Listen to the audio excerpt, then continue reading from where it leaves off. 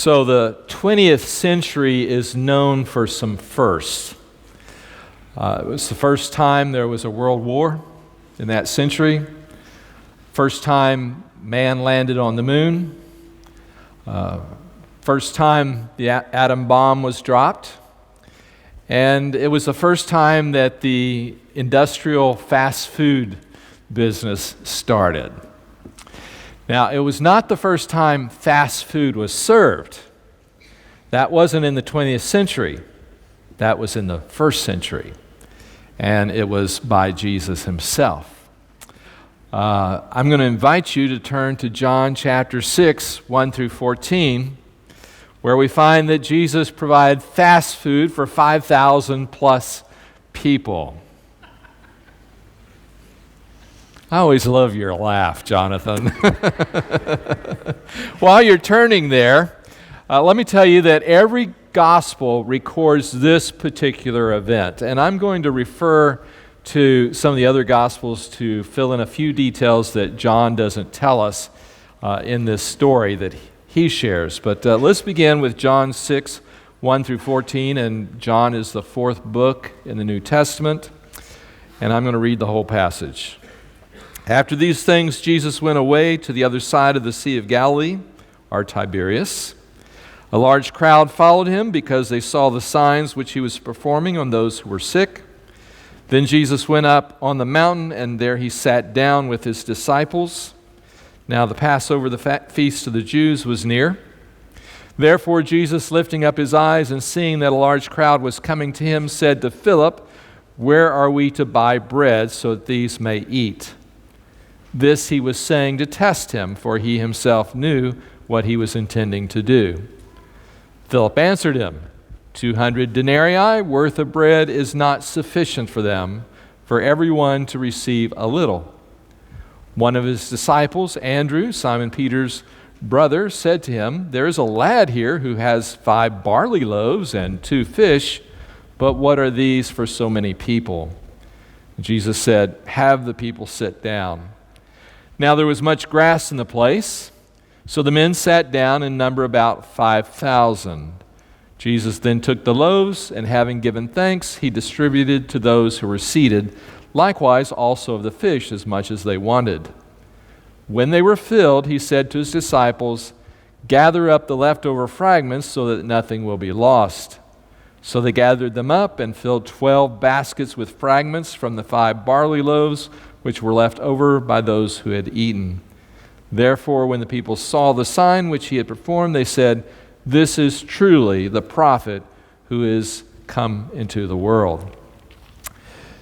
John tells us that after these things, that is, after Jesus had his conversation with the religious leaders in Jerusalem that we looked at the last 2 weeks, he traveled to Galilee, to the Sea of Galilee.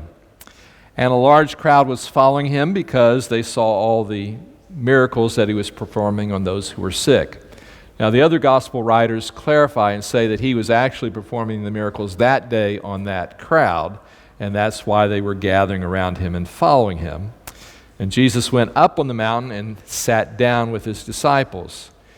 It was the common practice of teachers in those days to sit while they were teaching, a practice that I'm trying to faithfully observe myself.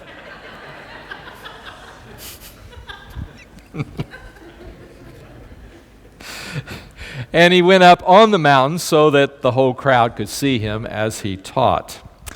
Now, John says the Passover, the feast of the Jews, was near. Now, why does he tell us that? None of the other gospel writers mention that fact. So why is it important to John?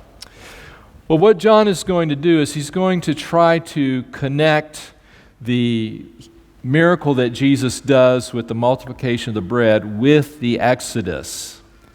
So later in this chapter, John is going to record Jesus' conversation with the crowd the next day. They'll come back to Jesus the next day because they want Jesus to do another miracle and make more bread.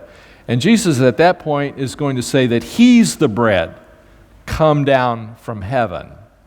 And he's going to talk about their need for the bread that God provides.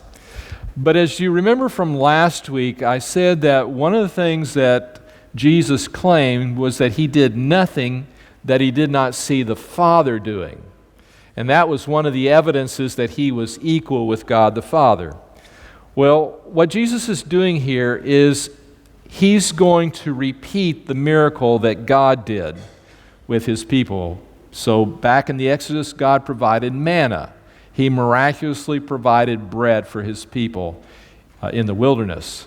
Now, Jesus is going to miraculously provide bread on the shores of the Sea of Galilee today.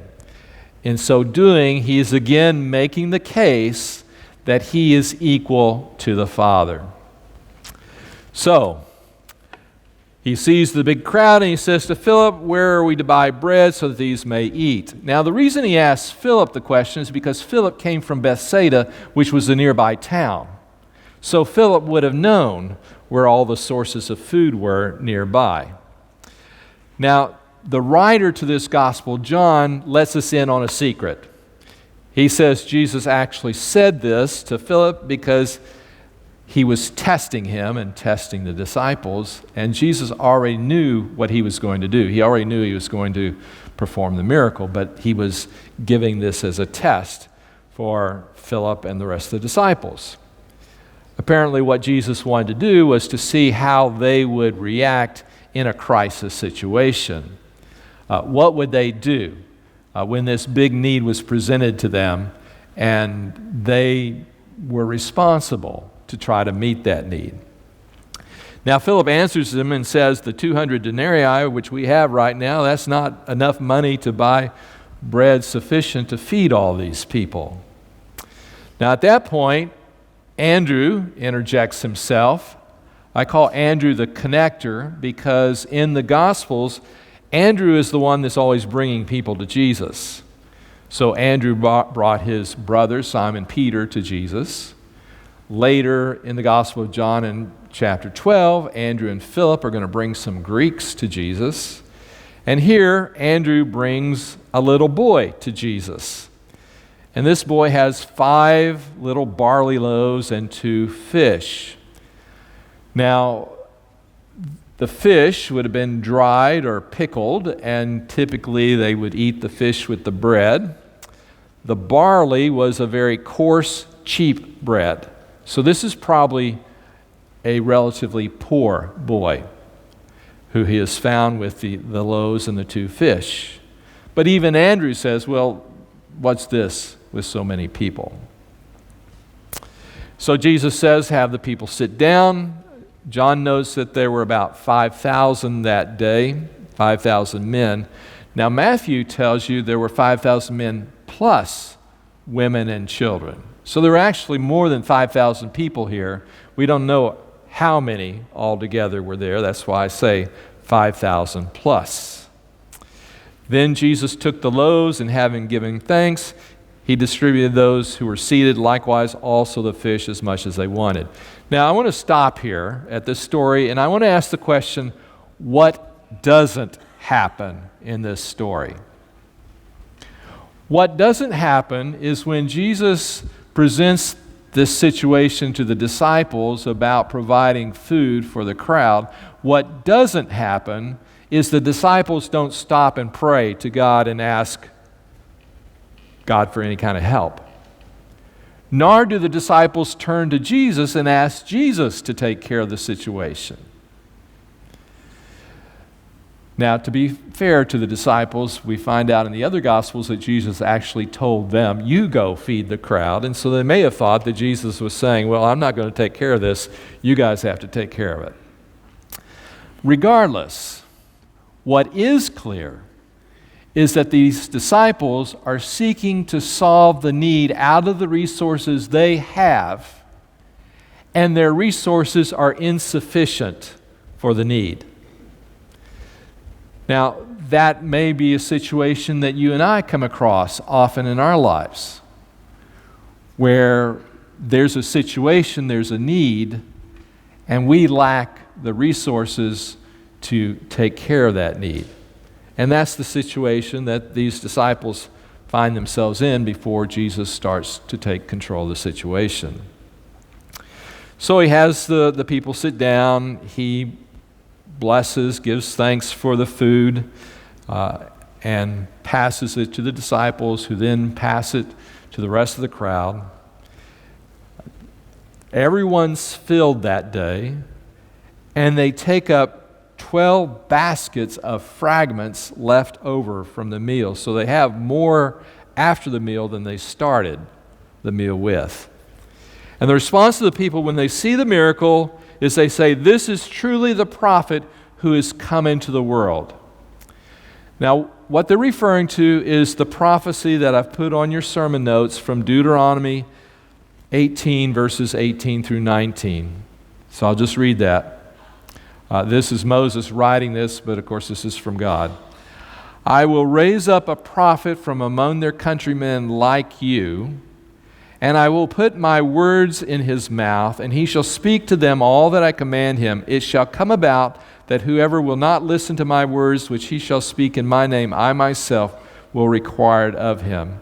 So God said to Moses, "I'm going to raise up another prophet like you, and I'll put my words in his mouth, and he'll say what I command him to say."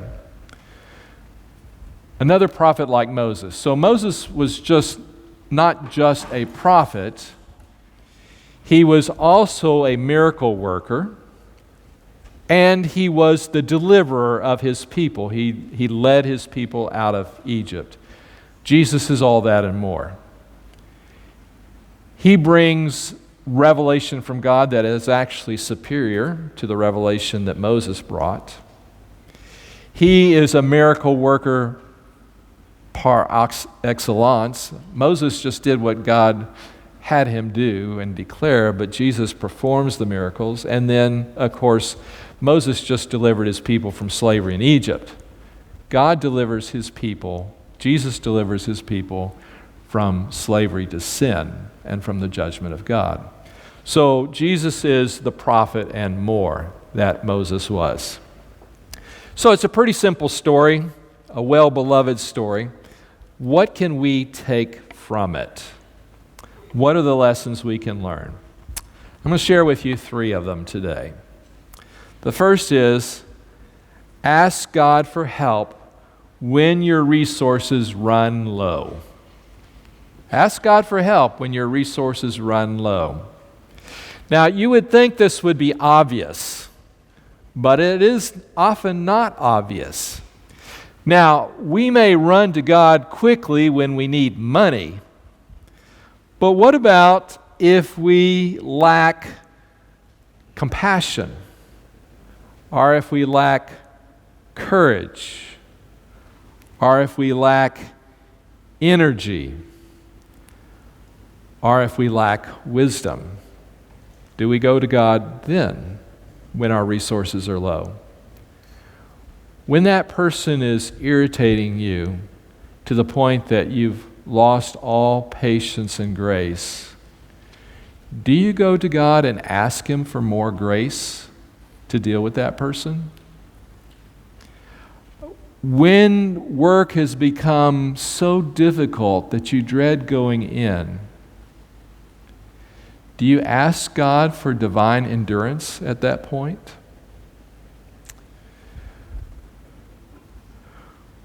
When you're in a situation where you don't really understand what to do, you're totally confused and you have no clue what you should do next, do you ask God for wisdom then? When you know you shouldn't eat that particular thing, that you shouldn't overeat, or you shouldn't eat that particular food item, and you lack self-control, do you ask God for self-control then? You see, it's not just money we need from God. In many ways, in many different things, we need the resources that God can give us, which we lack. And oftentimes, we simply don't even think to ask God for His help when we have run out of the resources in our own life. That's the first lesson you learn here, that hopefully the disciples learned, is that when we don't have the resources to meet the situation, then we need to ask for help. The second thing to learn from here is to trust that God can take what you offer and multiply it.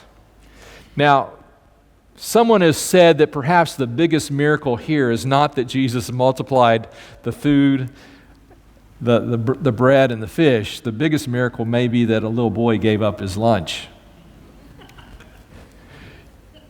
A lot of times we don't offer up to God because we frankly don't feel that we can do anything. We think that what we might do would be totally inadequate or insufficient for the situation, or that it might not do any good at all.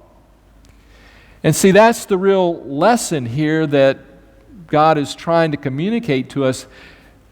Often it is true that what you offer is inadequate, but that doesn't matter. If you give it to Jesus, He can make it adequate. He can multiply it. He can empower it. So don't hesitate because you think, well, my little bit is not going to do anything. Well, true, from a human perspective, it won't. But in the hands of Jesus, it can do a whole lot. And that's what we need to remember. Jesus can take anything and He can multiply it and empower it and use it for great good. And here's the interesting thing, that this is so often how it works. The less significant the thing is that you offer to God, and the more Jesus empowers it, the more glory He gets. Because at that point, everyone knows it's not you that did it. They know it's God who did it. And those are the situations God most likes to use because He gets the most glory when you have the least to offer. So offer it to Him. And the third lesson here is that Jesus supplies generously. So the story tells us that everyone ate their full, and then there were 12 basketfuls of food left over, one for each disciple. Now, when Jesus did the miracle, He could have just made just enough so that nothing was left over. He didn't do that. I have a feeling it just went against His grain. That He's so generous that the thought of not doing extra just wasn't there. He's not a stingy Lord. He is a generous God who delights to shower His people with good things. So don't think of Him as someone who's going to hold back on you. Think of Him as someone who will bless you graciously, abundantly, fully. Now, as we leave here today, we have a little gift for you to remind you of the feeding of the 5,000. Hopefully, by about this time, Blair is arriving from Texas Roadhouse, and he's going to have a Texas Roadhouse roll for each of you. So if after the service is over, don't go through the back doors. Go through this side door right here, and you'll have your own barley roll. That actually won't be barley. You'll have your own roll to remind you of the generosity of the Lord. So these things we need to remember. Trust God that He can take whatever you offer and He can multiply it. When your resources are low, ask God for help and believe that Jesus will give to you generously.